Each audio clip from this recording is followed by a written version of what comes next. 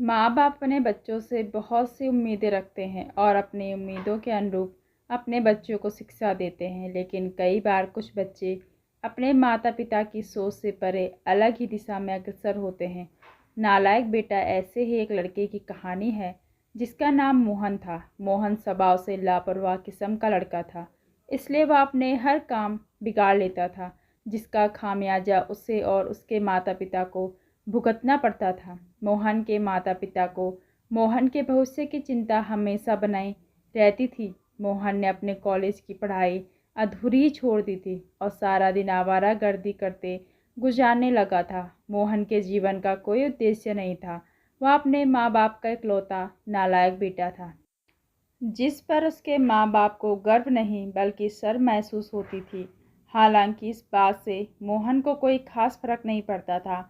एक दिन मोहन के पापा उसे बाजार से सामान लेने को कहते हैं, जिसके लिए मोहन को कुछ पैसे और सामान की लिस्ट देकर अपने काम पर चले जाते हैं। पापा के जाते ही मोहन अपने दोस्तों के साथ बाजार जाता है और सामान की लिस्ट के अनुसार सब कुछ खरीद लेता है और अपने दोस्तों के साथ सामान का थैला लेकर थिएटर में फिल्म देखने चला जाता है। मोहन फिल्म में दोस्तों के साथ खूब मस्ती करता है। फिल्म खत्म होने के बाद मोहन अपने घर वापस आ जाता है। मोहन के पापा कुर्सी में बैठे टीवी देख रहे होते हैं। वह मोहन से सामान के बारे में पूछते हैं। मोहन तुरंत अपने खाली हाथ देखता है और घबरा जाता है, क्योंकि सामान का थैला उसके हाथ में नहीं होता। वह पापा से कहता है, पापा मैंने थैला अपने दोस्तों को दे दिया है, आप चिंता मत करिए, कल मैं थैला ले आऊँगा। मोहन थैला खो दिया था। इस बात से उसे रात भर नींद नहीं आती। सुबह होते ही मोहन अपने पापा के उठने से पहले ही अपने दोस्तों के घर पहुंच जाता है और उनसे अपना थैला ढूंढने के लिए मदद मांगता है। मोहन के सभी दोस्त उसी थिएटर पहुंचते हैं जहां वहां फिल्म देखने गए। मूवी थिएटर वाला उन्हें बताता है कि कल मूवी शो हाउसफुल था, इसलिए दर्शकों की भीड़ बहुत थी। थैले के बारे में पता लगाना बहुत मुश्किल होगा। मोहन बहुत निराश हो जाता है। वह अपने दोस्तों से कहता है, अगर यह सामान नहीं मिला तो मेरे पापा बहुत नाराज़ होंगे।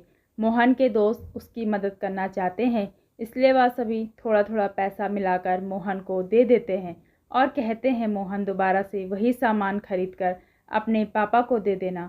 दोस्तों की मदद मिलते ही मोहन बहुत खुश हो जाता है और दोबारा लिस्ट के अनुसार सामान खरीदकर घर चला जाता है। इस बार तो मोहन की गलती पर उसके दोस्तों ने पर्दा डाल दिया था, लेकिन ज़िंदगी के और भी मुकाम अभी आना बाकी थे।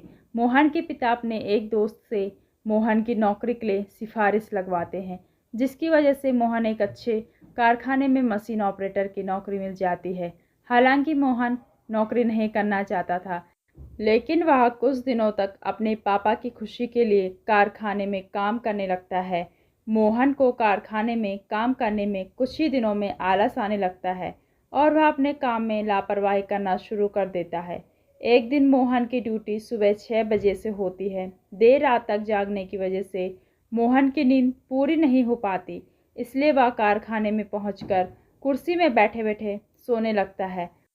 उसी समय मोहन के सुपरवाइज़र उसे मशीन का रॉ मटेरियल वेस्टेज चैम्बर खोलने को कहते हैं, जिसे एक बटन दबाकर खोला जाता था।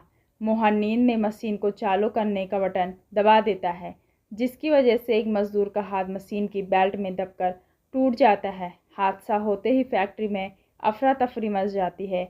मजदूरों का हुजूम मशीन के आसपास उमड़ जाता है। लोगों की चीख पुकार सुनकर मोहन की नींद उड़ जाती है। वह अपनी कुर्सी से उठकर भीड़ के साथ भागने लगता है। तभी मोहन को पता चलता है कि उसकी गलती की वजह से ही मजदूर का हाथ टूटा है। अचानक उसे घबराहट होने लगती है। उसका शरीर कांपने लगता है। वह भीड़ में से मुंह छिपाकर अपने घर भागता है और घर पहुंचकर अपने पापा से सारी बात कह देता है। मोहन के पापा का गुस्सा 7वें आसमान पर चला जाता है। वे पहले से ही मोहन को नालायक बेटा मानते थे और अब मोहन ने इतनी बड़ी गलती कर दी थी, जिसके लिए उसे जेल भी जाना पड़ सकता था। वह गुस्से में मोहन को घर से निकाल देते हैं। मोहन हादसे की वजह से बहुत दुखी था और उसके पिता ने भी उसे घर से बेदखल कर दिया। उसके जीने के सारे रास्ते बंद हो चुके थे। उसने तय कर लिया था कि वह आत्महत्या करेगा और वह ट्रेन से अपनी जान देने के लिए रेलवे स्टेशन पहुंच जाता है और ट्रेन के आने का इंतज़ार करने लगता है। तभी एक ज़ोरदार हॉर्न की आवाज़ के साथ एक ट्रेन रेलवे स्टेशन में दाखिल होती है। ट्रेन के आते ही मोहन अपनी जगह खड़ा होता है और पटरी में कूदने का मन बना लेता है। जैसे जैसे ट्रेन पास आती है, मोहन की धड़कनें बढ़ने लगती है और जैसे ही ट्रेन मोहन के करीब पहुंचती है, वह आत्महत्या करने के लिए ट्रेन के सामने छलांग लगा देता है। लेकिन उसी वक्त उससे एक आदमी टकराता है जिसके हाथ में एक बड़ा सा बैग होता है। टक्कर की वजह से मोहन दूर जा गिरता है और उसकी जान जाने से बच जाती है। मोहन उस यात्री का बैग उठाकर उसको दे देता है, लेकिन मोहन को उसके बैग में बहुत ज़्यादा भार महसूस होता है और जैसे ही मोहन बैग की चेन खोलता है, वह चौंक जाता है। बैग के अंदर एक इलेक्ट्रॉनिक टाइमर बम चालू हो चुका था, जिसके समय के अनुसार अगले 10 मिनट में वह बम फटने वाला था। मोहन बैग लेकर स्टेशन के बाहर भागने लगता है। अचानक वह आदमी भी मोहन के पीछे भागता है। हड़बड़ाहट में मोहन का संतुलन बिगड़ जाता है और वह रेलवे प्लेटफॉर्म के फर्श में गिर जाता है। उसी वक्त वह आदमी मोहन के पीछे भागते हुए उसके पास पहुंच जाता है और अपना बैग उठा लेता है। लेकिन उसकी किस्मत बुरी होती है, क्योंकि रेल पुलिस के जवान पहुंच जाते हैं और उन्हें देखकर मोहन ज़ोर ज़ोर से बैग की तरफ इशारा करके बॉम्ब बॉम्ब चिल्लाने लगता है।